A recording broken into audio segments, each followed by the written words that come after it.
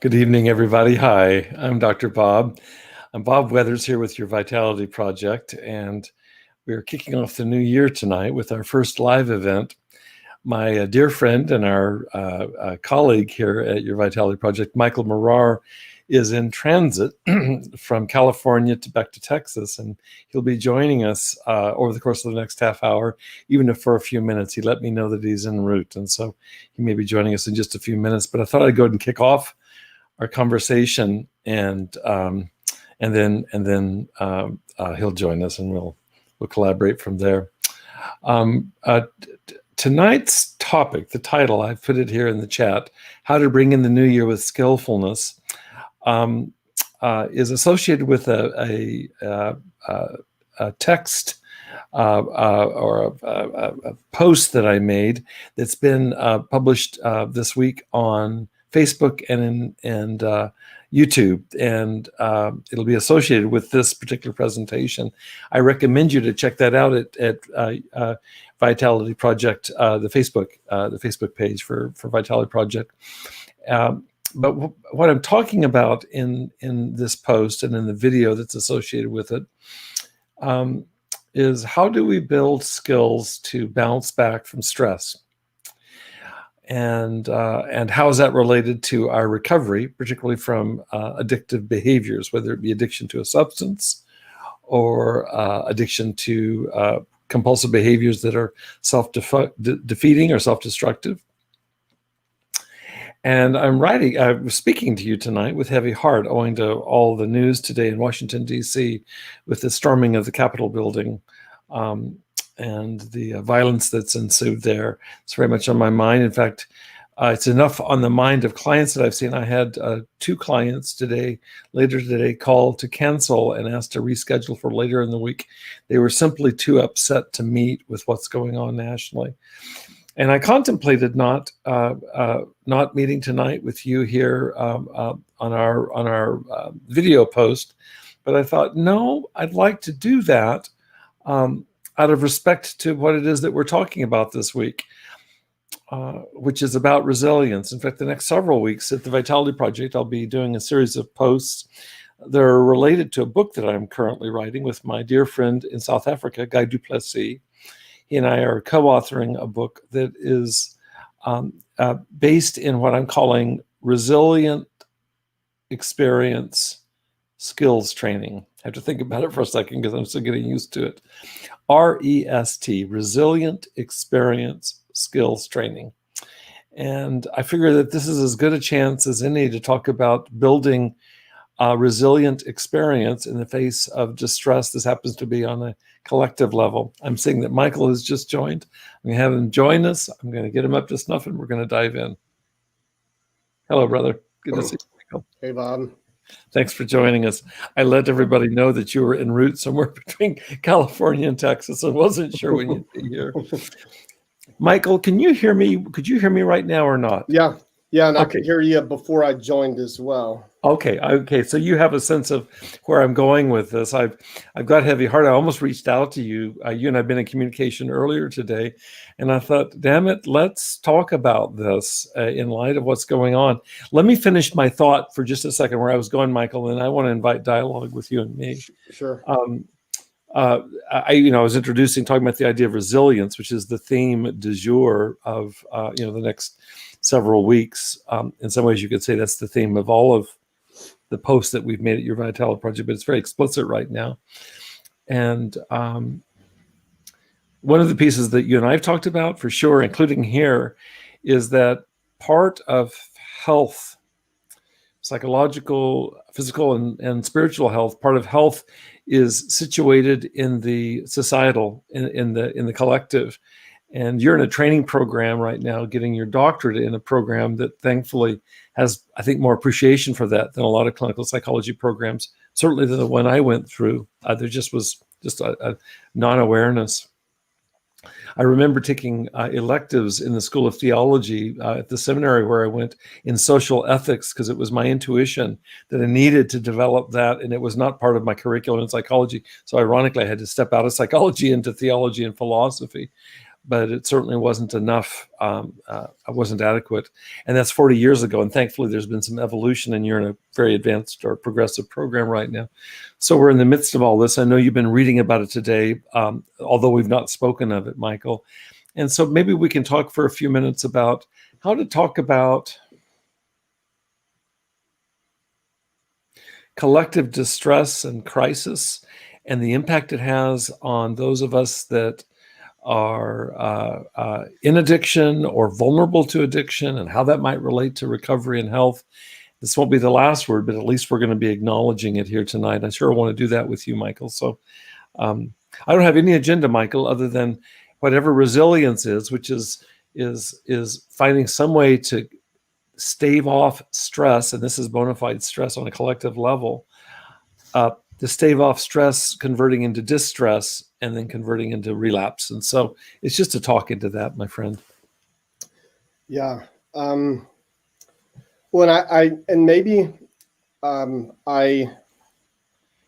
because I thought right there you were going to ask about collective resilience, and so is that what you were, or? I like that idea. I'll tell you, and then I want you to go with it where you go.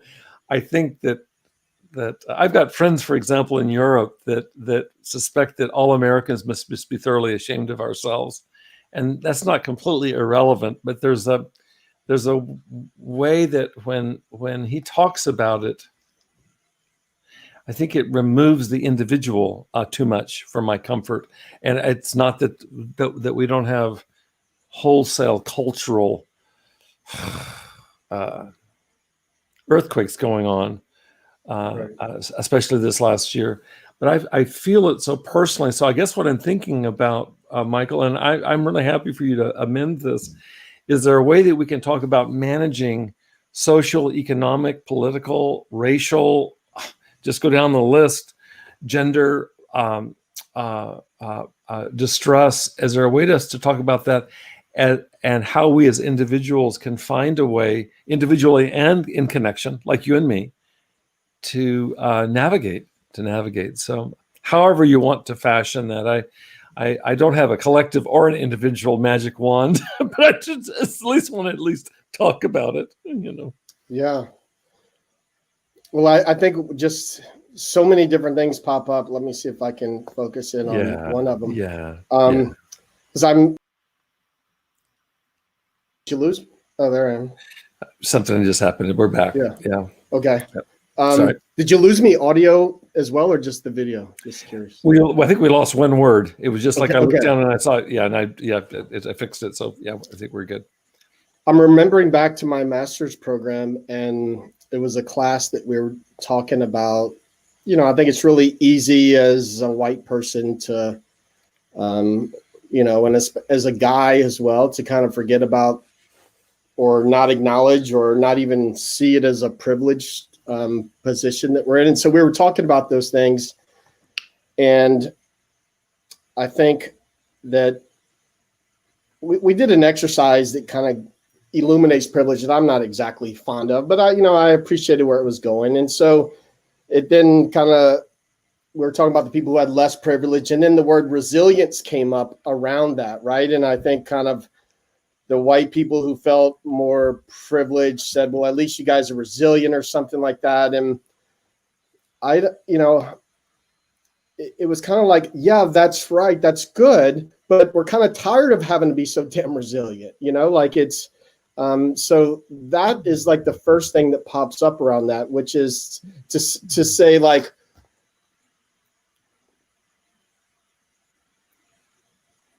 pointing to resilience is, yeah, but you've had some tough times here, but at least you're resilient through all this. And nobody wants to, like, no one signs up for suffering kind of thing. And so I don't know if that is going too far left to center of what you were hoping for, but that was the first thing that popped up for me as I was thinking about that. Say more about it. I'm about halfway there, and it's somewhat a function of my fatigue. I don't know that it's about your clarity. I need some help. Could you No, draw I'm me sure in? it has something to do with my with the way I'm describing this, and it's kind of why I was reluctant to as well, because I'm not sure I have all the dots connected myself. Okay. But it was something around, because as we're talking about kind of, you know, socially, what sort of resilience, like some people have a greater opportunity to exercise resilience than others, right? And so I would say that in the whole scheme of things, I probably feel like I have had a lot of those times, but probably in a relative way, not as much as others. And I think that when we were voicing, when I say we, you know, white people in there, or people who had a bit more privilege, when we were voicing those things, they were saying, yeah, that's great to have, you know, it's kind of like our concession to, you know, or the guilt from feeling privilege or something was, yeah, but look, at least you guys have this resilience out of this. And I'm not sure it was a welcome compliment, I guess, is maybe what I noticed. Yeah. And who was it that was saying, who was it that was saying you have resilience, or you've got resilience? Who was saying that, and who were they saying it to? To whom were they saying it? Yeah, so the people, you know, the people who, people like me, and it was and I'm quite sure I was thinking the same thing. Like, yeah, you guys have a chance for this resilience, and we'd be saying that to people that were suffering. That yes, yeah. Okay, I'm sorry. I think that's where I think I guess I needed to get clear on that. Yeah. If I understand you, Michael, and I still may be halfway there. I don't know.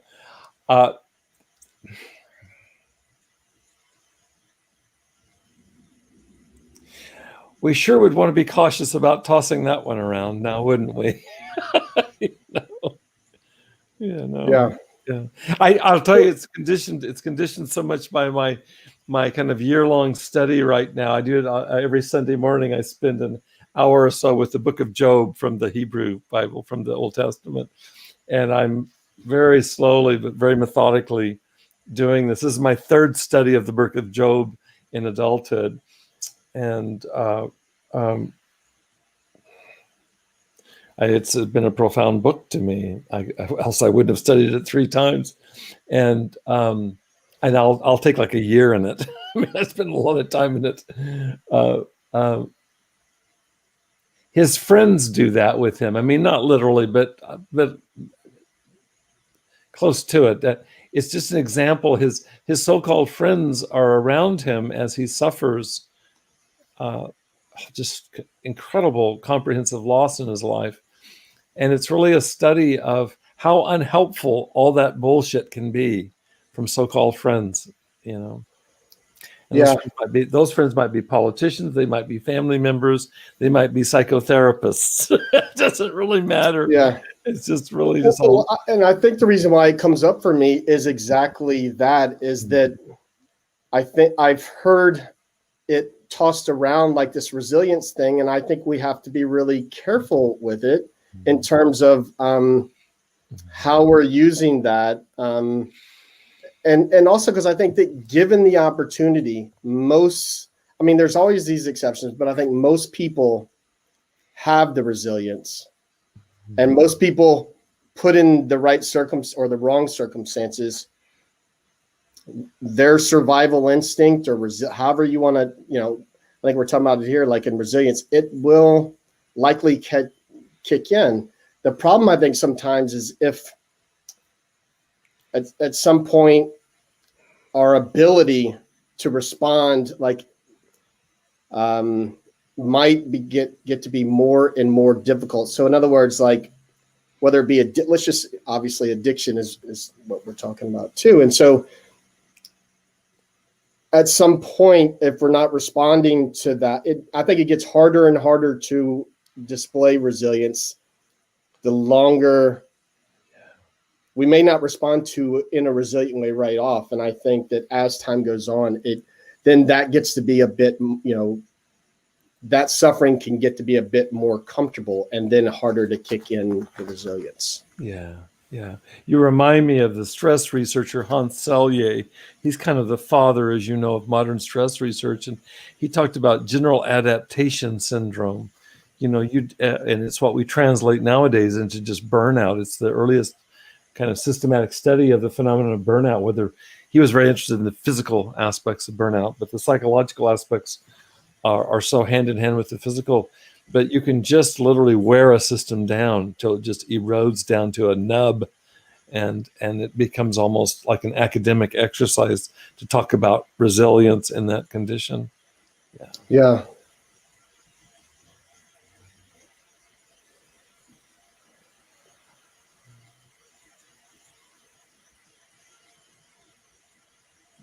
I'll tell you a quick story that comes to mind, Michael. I talked about this in a Vitality Project group last night. In fact, I've been working. I took off time between Christmas and New Year's with massive quotes around it, because I took off time from my work so that I could work on this book. And it's a collaborative book that there are deadlines and so on. And so I had, by the end of this past week, a goal of getting my draft off to my co-author. And so I worked a lot last week on it. And come Sunday afternoon, I'm right down to the wire because I'm coming back to work on Monday. I sent this off to Guy in South Africa. And no sooner did I send it off than I fell into a real profound funk. And I was talking with my wife, I was talking with Colleen about it. It seemed like 3 or 4 things were coming up for me, but it was profound, and it's unusual to get that sharp of it, just bam, just really literally send it off and I'm just right in it. One piece of it was that my writing, I didn't feel inspired in it. I was very frustrated by that. You know how you can write a paper for school or whatever, and you get it done, but it's like you finish it, and I could not. And I think part of it was my body, speaking of burnout, my body was wanting me to do something else. They wanted me to be off, and I was off. So I think that was part of it. And there's other pieces too. It's a challenging project, what we're trying to do, this collaboration. But here's where I wanted to go with that. As I got up, I went to bed that night, Sunday night, and really was feeling really crappy. I got up on Monday morning and I felt at least equally crappy. I didn't sleep very well. And I sat down for my morning quiet time, and I did something that I started my morning quiet time, which is reading and some meditation and so on. And there was just some part of me that felt like, this is just not what's needed right now. And so I started writing down, what is it that's bugging me? I don't know the last time I've done this. I just came up organically. And Michael, I wrote out 16 things, just as fast as I could write, 16 discrete things, just like a sentence apiece, that are really stressful or bothersome or problematic for me. They just came like that. I was pretty blown out by that, to be honest with you, because literally a few hours before that, talking with Colleen, I said, I think there might be 3 or 4 things that have converged. It's a little bit of a perfect storm. I don't know at what point something goes from a perfect storm to a clusterfuck. Somewhere there, it crossed that line. And so stick with me, because I want to come. I'm going to circle back around to resilience with this. The next thing that came to me is I thought, well, why don't I see with all 16 items? Let me just do 1 through 16 right below that and see if I can come up with some response inside. What's something helpful I could either do, maybe a way to reposition it in the way my thinking about it, anything at all. Is there any give? And what was pleasing to me is that all 16 yielded fruitful responses. Some things I could actually take care of in a day. Other things represented just like a perspective taking and so on like that. And again, I don't know when I've done that. I had 16 things, and all 16 on paper, there was something I could do about them. And I was beginning to feel a little bit of relief. It wasn't like tra-la-la, but I was feeling some relief. Here's the clincher, though, Michael. I finished the list and I sat there and I was looking at it, kind of stunned in the early hours of Monday morning. And then I realized I had not written down COVID. That wasn't one of the 16. And so I wrote that word down and just wrote a few sentences, like a short paragraph, on the impact that COVID has had on me personally. And by inference collectively, but by me personally, in terms of people I've known who have died, people I've known who are right now dreadfully ill, financial hardship, isolation, just the whole list of all those things. And I thought, now, how crazy is that, Michael, that when I listed my 16 things, these weren't lightweight things for me. The 16 things all mattered. Some of them are heavy duty, but none of them compare to what came up, what arose after I finished my list, after he finishes his list. And I thought, now, isn't that crazy that context has become invisible to me? And I'm carrying that every day because it's major shit. I thought that's amazing. It makes me think then, Michael, what we're talking about is that if you just wear somebody, us, human beings on this planet, down, it recedes into being kind of a backdrop that everything is, I'm assuming, is sifted through that lens, but it's without awareness. And I mean to tell you, I had no awareness of most of those 16 items until I started writing. I had awareness of 3 or 4, and I didn't even include COVID. That's like a mind blower to me. Yeah. Well, because I'm guessing too that it's almost like that's a good and a bad thing, right? Is that helps us move it aside to where we can get through the day to day, but then also it's there wearing on us just below the surface in hidden kind of, ways that are hard to point out. And I think that sometimes those are the most destructive things. And I think that especially addiction can come up on us that way, and it's there, and it's hard to, it wears us down in ways that we don't even exactly realize. And I think that this was part of I'm remembering too what we started to talk about last time, and just had a bad video connection last time, but it was somewhat the same thing in terms of just hiding there, but like that it's hard, it's influencing us in ways that it's there and we're under its influence, but not in the way that you think of when you're talking about addiction. Yeah, that's good. That's good. That's good. Michael, I appreciate what you just said. You talked about 2 different aspects of it, and I flat out missed the first one until you said it right now. I really appreciate that. Let me see if I can get it. That it can be helpful to see that we're able somehow or another to do whatever's necessary to move through all of this, to function in any way at all. And I completely missed that blessing, honestly, in my analysis. The second part of what you shared, that's what dominated my thought. It was like, wow. So I'm walking around with this thing, this iceberg, almost all of it under the water. And I'm assuming it's radically affecting everything from my depressed mood that night to my fatigue generally, just down the list, irritability. I can think of all kinds of things that would be related to it. That's what I was much more aware of. And having said that, to hold both, I really appreciate that, to hold both. It's like to be completely sunk by the immensity of the iceberg.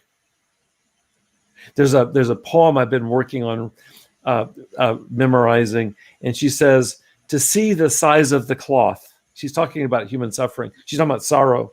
She says, you must speak to it every morning.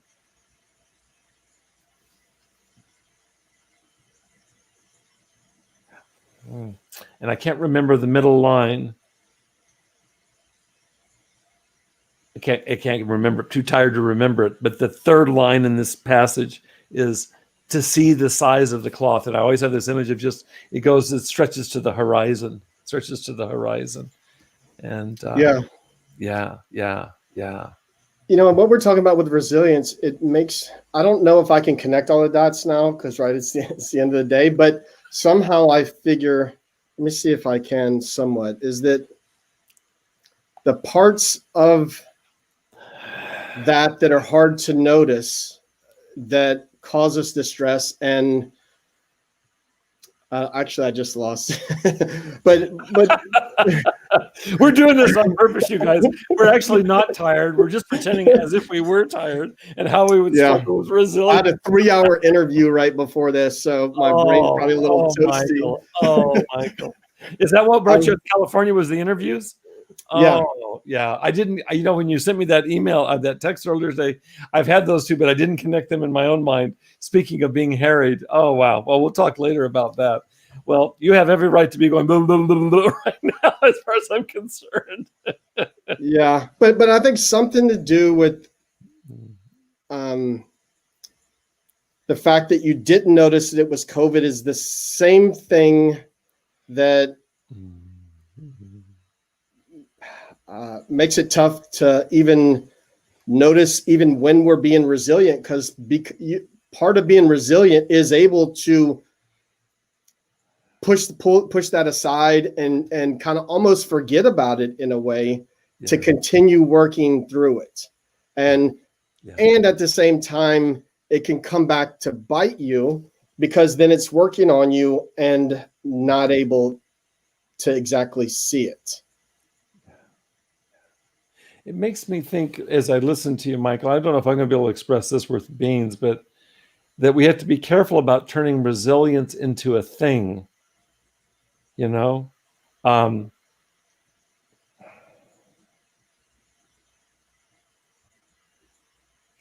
That's about as profound as I can get right now. Well, because this is the other thing that I think about in terms of resilience, and maybe when I asked you the very first question, is that, and I think it's also what your hesitation was earlier around, is not to make it too individual of a thing too, is that my resilience is, it could be really easy to point to and say, oh, that Bob is really resilient, but it's probably not that simple. It's going to be, Bob might be the iceberg that you see, but the people around him are going to be the iceberg underneath that allow him to be resilient. Yeah, beautiful, beautiful, beautiful, beautiful. You know, I just had a memory, it just came up right this moment, and it may have come up in previous conversations. I don't recall it. When I was I think about a junior in high school, I was on a very competitive tennis team. And we had these challenges that took you up and down the ladder. And then our team would, you know, you'd be ranked from 1 to 10, and we go to schools and we'd play them and so on. And I had a challenge match. So it was with my own teammates. I had a challenge match with another teammate. I still remember him, remember his name. And I lost to him. And it knocked me down a peg, and I came home. And I think I was a junior. I think he might have been a sophomore. So there was an ego thing. I can't remember the details, but I came home, and somehow or another, I talked to my mom about it, which was probably not typical for me. And I remember her saying, this is the first time I ever heard the word resilient. She says, Bobby, you're so resilient. And you know, Michael, it comes back. This is 50 years later. It comes back, although I wasn't sure what she meant. What I understood didn't feel good to me, and I'm not even impeaching my mom's intentions with this, because I don't know for sure. I think she had good intentions, is my guess, but there was something about, I had the feeling that she said that too quickly, and in fact, I was really affected by this. I'm not anymore. I don't care if I lost to Wes or not that much now. Let me think, but I did then. It was a big deal. And there was something about, it's like, it's kind of like, I don't worry about you, Bobby, because you've always been so resilient. So it was actually a compliment. And I thought about that compliment over the years, because there's a thing that she was seeing that felt good and felt true. That's all true. And also, timing is everything. Well, it feels to me maybe like the resilience that I brought up earlier that kind of brought us to a heaping halt. It feels like the one you're just describing was the same way that it was received, you know, earlier, which was, it didn't feel good it seemed like it didn't feel good to those received. And also and it's hard to put my finger on exactly what it is, because I've also probably been, I don't have a specific example, been told something like that, and didn't really, it had good intentions. Part of it felt good, but really it left me feeling not so great. And especially as it applies to addiction, I was working with someone, it was just right before, I think it actually is right after Christmas. Yep. And I was meeting with the guy and his wife. He was wanting to change his relationship to alcohol, basically. And like he had been sober for maybe 3 weeks or something like that. And his wife was she had told him before, and when we were meeting, she brought it up again, that she was letting him know she was proud of him.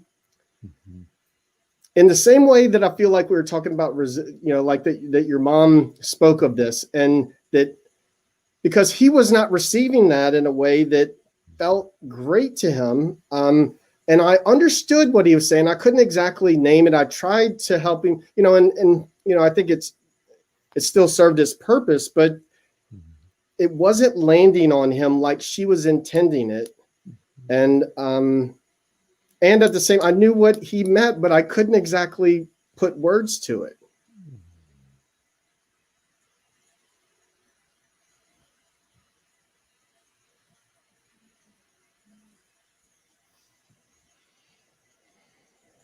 Makes me think of something right now as you talk about your client, Michael, and I wonder if you've experienced this with Franny, in your relationship to Franny. I've experienced this with Colleen, and I would think any partnership with this would come up with, but I don't know for sure for you and Franny. It has for me with Colleen.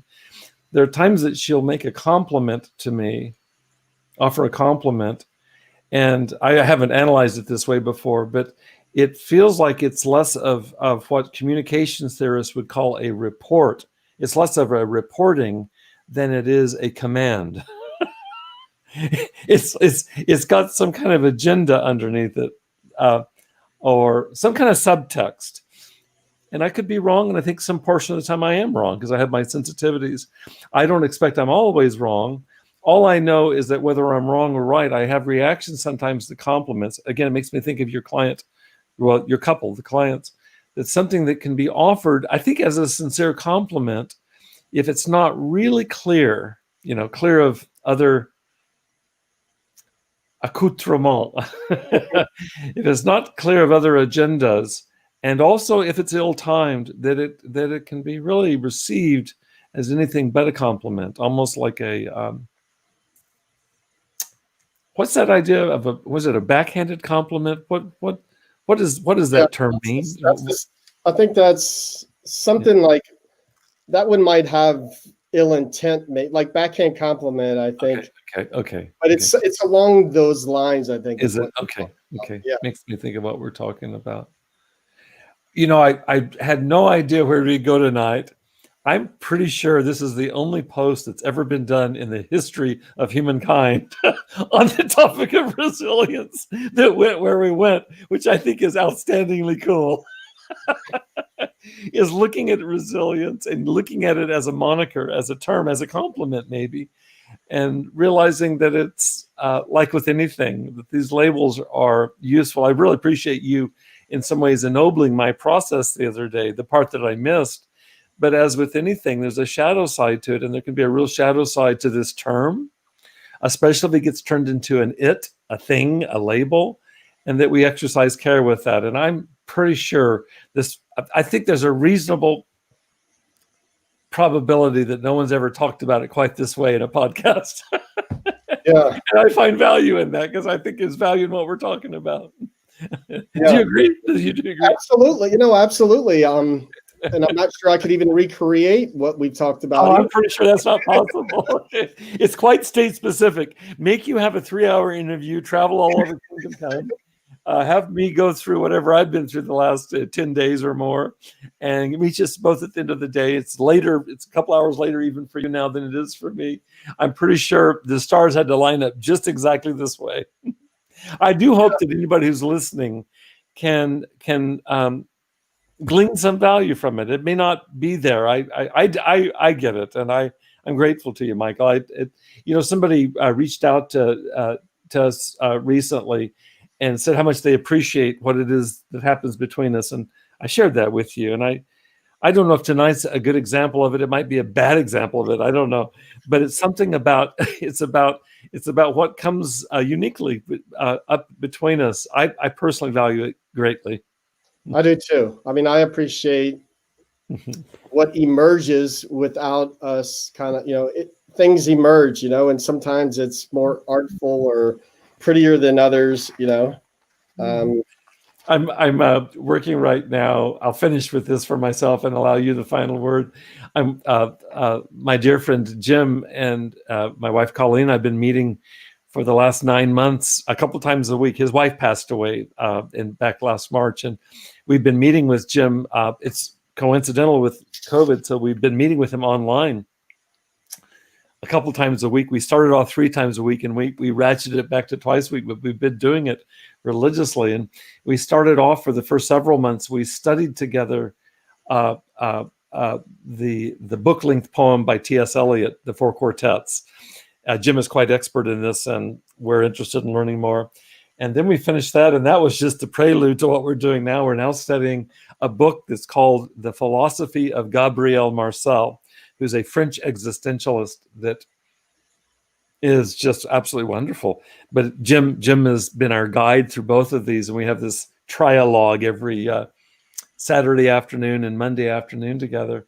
And I was reading ahead of where the three of us are, and something that Marcel talks about, and I really resonated with it, and it does tie in to our friendship, Michael, is he has one of the most wonderful pieces in this book. It's actually written by a commentator on Marcel, because I could never understand reading Marcel directly. It's like trying to read any philosopher directly. You ever tried to read Martin Heidegger or something like it's complete neologisms. You can't follow any of it. So here's a translator of Marcel. But he's talking about Marcel's view about creativity. Marcel was a philosopher. He's a world-class philosopher, but also a musician and a dramatist. He wrote a drama that it's well respected, I guess. And the way that he was talking about creativity, I thought that nails it for me. And he was talking about, I'm going to do a really bad job of translating middle of the night reading of Marcel, but he basically equated, this may be stating it too strong, he basically equated creative process, like what happens between you and me. He equated that with authentic spirituality, the spirituality that he does just this beautiful, almost poetic job of having that make sense. I know it feels really good. That I know. Yeah. Yeah. Really grateful. Yeah. Yeah, I am too. I mean, I like being able to just see what comes up, because it's usually something that wouldn't arise with either one of us alone. No, for sure.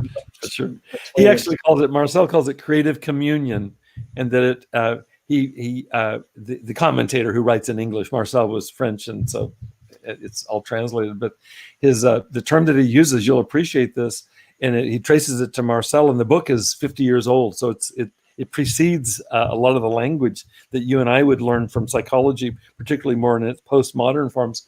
The language that Marcel uses of creative communion, his term for it is intersubjectivity. That's his term. And it's in the intersubjective that the creative spark happens. It doesn't happen in isolation. And here it is. It's confirmation, I think, of what he's talking about. I can guarantee you, for me, Michael, there's no way in a million years that I could type out what we talked about tonight, like a monkey typing out Shakespeare. I couldn't do it in a million zillion years.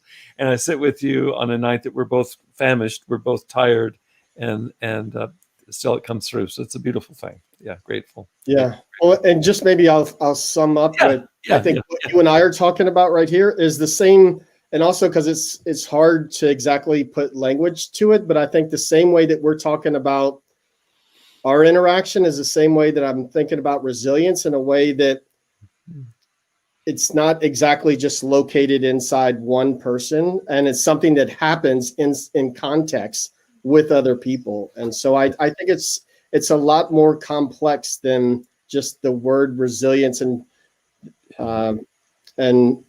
talking. I don't know.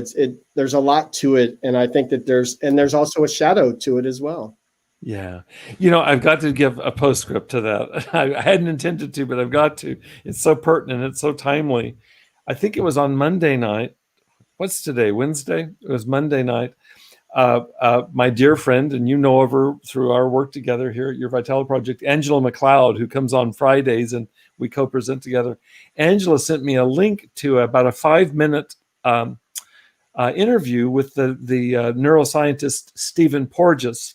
And have we talked about Stephen Porges? Are you familiar with him? He's up at Indiana University, and he's been spending his entire career has been spent on looking at nervous system regulation. He's not a psychologist, he's a neuroscientist.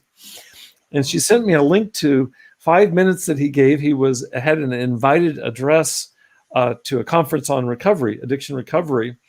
And that's not his focus either. He's really interested in researching the brain. He's interested in focusing on very specific parts of the brain, in fact. And I was blown out by what he said. And I'll just summarize it very quickly. And I was very struck by it. There's sometimes it's refreshing to hear something psychological coming from somebody whose discipline isn't psychology. You know what I mean by that? Yeah. Some of my favorite psychologists are humorists and poets. It's just like, please. He said, Dr. Porges said that he looks at addiction as being kind of a facsimile of, in the absence of what you just said, Michael, in the absence of intersubjective connection and resilience as it's mediated between people. In the absence of that, one is left with addictive self-medication. And he talked about it very matter-of-factly. It was like, I hope that everybody sees how obvious this is. And he went on from that to say that from a biological perspective, how we regulate is that we co-regulate. And for him, it's such a given. There was something about the way he was talking about it. He's a very humble man, but he was just talking about this is just like a cardinal thing that if you're a scientist, basically, of the brain, is that we regulate in tandem, in relationship to others. And he said it's not any kind of relationship. This is the final piece. It's not any kind of relationship. He says it's what we call in neuroscience, it's reciprocity. And so it's not just any relationship. It's being with somebody that respects you, that's responsive to you, that engages with you. And he nailed it. It's just like he says, that will help us co-regulate. In fact, in the absence of that, you're kind of left doing drugs. And right. It was about as concise and radical a statement as I've heard in recent times about addiction and what would even suggest the healing of addiction in the way that we're talking about tonight. Resilience in the context of relationship. Well, and the interesting part, and then I'll just end with this too, is that he's speaking of it as in a very taken for granted way. And I don't mean that in a bad way, like that it's there. Yeah. Unfortunately, probably what was striking you is that our approach to treating addiction does not take that into account in the same way that he was. Therefore, the dissonance maybe, or why, or maybe why it stood out that it was so profound that he was saying it that way. Because if that's the case, then why are we not, putting that? Yeah, that's exactly. It'd be like living in a world where the sky is blue, but everyone says the sky is red. And he's going, no, the sky is blue. And he's not all worked up about it. And you realize that walking around operating with the sky being red does no great service, but that's how we treat people. We treat them by telling them, oh, by the way, the sky is red. Just want you to know that. And he's just going, no, that's not true. It was really refreshing. It was like, wow, that's great. So in that spirit, Michael, thank you for sharing your energies tonight. It's a blessing to see you. I look forward to connecting with you personally in the next days to hear more about your interviews, et cetera, et cetera. But yeah. Thanks so much for being with me tonight. I'm glad you were able to knock those 16 things out. I'm relatively clear. There's a couple more that have arisen today in our world, and I wish the United States that we live in well moving through this current crisis, that's for sure. But I'm doing a whole hell of a lot better. Our relationship is part of that, Michael, so thank you. Good. Thanks, Bob. Take care. Much love. Okay, bye-bye. Bye-bye.